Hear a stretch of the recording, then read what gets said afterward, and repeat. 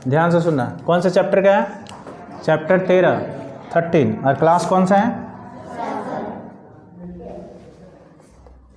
ठीक है, समझना इस जगह। कह रहा है पहला क्वेश्चन है 5 नंबर में है, रंध्र क्या है? रंध्र के 2 कार्य बताइए। तो रंध्र क्या है? देखो, पौधा का जो पत्ता होता है ना, उस पत्ता में छोटा छोटा छिद्र होता है। ठीक है, बहुत ही छोटा होता है, जो हम लोग ऐसे जनरली आँख से हम लोग नहीं देख पाते। एकदम छोटा छोटा छिद्र होगा। इसी छिद्र को हम लोग क्या बोलते हैं? रंध्र। तो रंध्र का कार्य पूछ रहे हैं क्या है? तो इसी रंध्र से याद रखना है कि ऑक्सीजन अंदर जाता है और CO2 उल्टा बोल रहे हैं हम। ऑक्सीजन बाहर आता है और CO2 अंदर जाता है। ये दोनों क्रियाएं कब होती है? दिन में। और रात में होता है उल्टा। रात में क्या होगा? दिन में याद रखना, दिन में पौधा क्या लेता है? CO2। रात में लेकिन CO2 नहीं लेता। रात में क्या लेगा? ऑक्सीजन। हम लोग जैसा सांस लेता है रात में, ठीक है ना।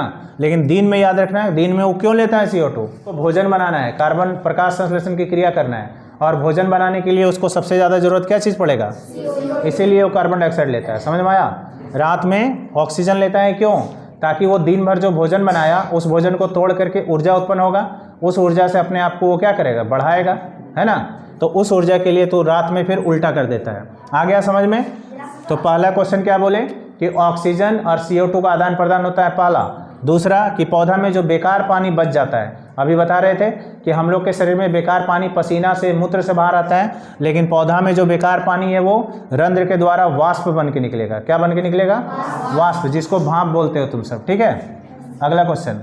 दूसरा क्वेश्चन है, शरीर के सभी अंगों को रक्त की आवश्यकता क्यों होती है? शरीर के सभी अंगों को कह रहा है कि याद रखना है कि शरीर का जितना भी अंग है, सबसे पहले समझना है कि हम लोग जो खाना खाते हैं,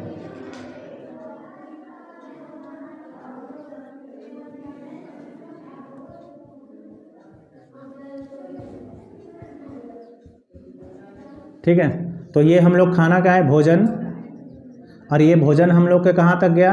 अमाशय तक। ठीक, या आहार नल, जो भी पाचन तंत्र भी जिसको बोलते हो, वहाँ भोजन क्या होता है? पचना, यानी पच जाता है। और पच के कहाँ जाता है? रक्त में। रक्त से कहाँ जाता है? शरीर की संपूर्ण कोशिका में। कहाँ जाएगा? संपूर्ण कोशिका, शरीर की सभी कोशिका में जाता है। ठीक है, फिर हम लोग जो सांस लेते हैं, तो सांस क्या लेते हैं? ऑक्सीजन। ऑक्सीजन कहाँ जाता है? फेफड़ा में। और फेफड़ा से फिर कहाँ जाता है? रक्त में। और रक्त से फिर कहाँ जाएगा? कोशिका में। कोशिका में जाता है, तो पहले क्या गया? यहाँ पे भोजन गया पहले ना, और बाद में फिर क्या आ रहा है? ऑक्सीजन आ रहा है। आ रहा है कि नहीं आ रहा है? तो यहाँ संपूर्ण कोशिका में क्या क्या चीज़ चला गया?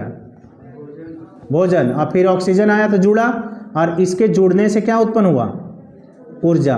तो बताओ कि हम लोग को काम करने के लिए जो ऊर्जा चाहिए वो किससे आ रहा है? भोजन से और ऑक्सीजन से।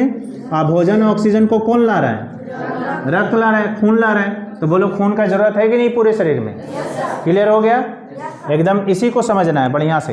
देखो, इसलिए बोले चित्र से समझाएंगे तो समझ में आ जाएगा। तुम लोग अब समझ गए कि खून पूरे शरीर में क्यों जरूरी है। अब मान के चलो कि यहाँ पर जब भोजन का ऊर्जा उत्पन्न होता है, तो यहाँ पर CO2 बनता है, कार्बन डाइऑक्साइड, और बेकार चीज़ भी बनता है। तो वो बेकार चीज़ फिर किसके द्वारा जाएगा? रक्त से।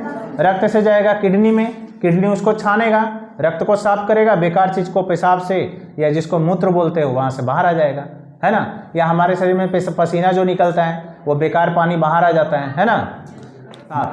7 नंबर में देखो, जाइलम और फ्लोएम में अंतर समझना।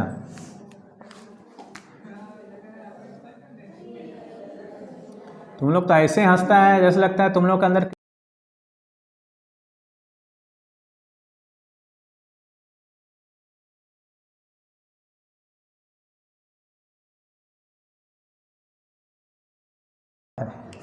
ये सब सीखने का जगह है। तुम लोग हंसते हो, लगता है जैसे कि कुछ गलत बोल दिए हम। ध्यान देना। तो यहाँ पे पानी कहाँ रहता है? जमीन में। जल और खनिज लवण कहाँ रहेगा? जमीन में। खनिज लवण, ये खनिज लवण और जल नीचे से कहाँ जाता है? ऊपर। और भोजन जो तैयार होता है, सूर्य के प्रकाश में जो भोजन बनता है, तो भोजन यहाँ बनेगा। भोजन कहाँ बनेगा? यहाँ। कहाँ बनता है? पत्तियों में। कहाँ बनेगा? पत्तियों में। और यहाँ से भोजन आता है कहाँ? शरीर के सभी भागों में जाता है, यहाँ जाएगा, सब जगह जाएगा। तो यहाँ पर याद रखना है कि जो नीचे से ऊपर ले गया उसका नाम है जाइलम। क्या नाम है? जाइलम। और पत्ता से जो भोजन चारों तरफ ले गया उसका नाम है फ्लोएम। क्या नाम है? फ्लोएम। फ्लोएम का काम क्या है? पत्ती में तैयार भोजन को पौधे के सभी भागों में ले जाना।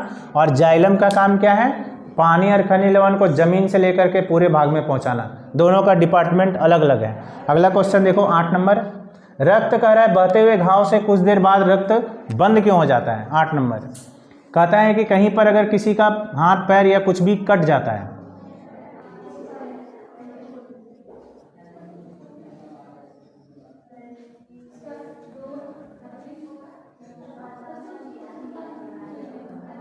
मान के चलो कि इस जगह जैसे किसी को चोट लग गया इस जगह, है ना, तो इस जगह से खून क्या होगा? बहने लगेगा। ठीक है, इस जगह से ब्लड क्या होता है? बहने लगता है। तो खून बहने लगा, बह रहा है खून, बह रहा है ना, टपक रहा है क्या?